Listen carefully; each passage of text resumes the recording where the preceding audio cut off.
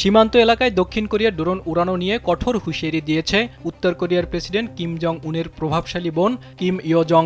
উত্তর কোরিয়ার আকাশসীমা লঙ্ঘন করায় তিনি বেজায় চটেছেন। বলেন, যে কোনো ধরনের উস্কানির বিরুদ্ধে কঠোর পদক্ষেপ নেওয়া হবে। যদিও ড্রোন তাদের আকাশসীমায় ঢুকে পড়ার পর তা গুলি করে ভূপাতিত করা হয়েছে। গেল সেপ্টেম্বরে দক্ষিণ কোরিয়ার একটি ড্রোন উত্তর কোরিয়ার আকাশসীমায় ঢুকে পড়ার পর চলতি মাসের শুরুতে আরও একটি ড্রোন উত্তর কোরিয়ার আকাশসীমা লঙ্ঘন করেছে বলে দেশটির সেনাবাহিনী এই অভিযোগ করার পর দুই কোরিয়ার মধ্যে তীব্র উত্তেজনা শুরু হয়েছে।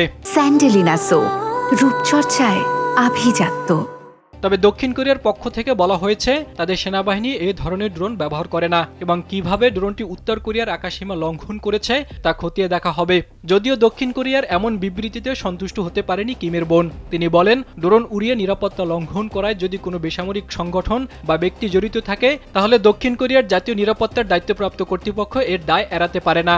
এদিকে উত্তর কোরিয়ার এমন হুঁশিয়ারির পর রোববার দক্ষিণ কোরিয়ার জাতীয় নিরাপত্তা কর্মকর্তারা জানায় তারা দ্রুতই ঘটনার তদন্ত প্রতিবেদন প্রকাশ করবে এবং কিম জং উনের দেশকে উস্কানি দেওয়ার কোনো ইচ্ছা তাদের নেই।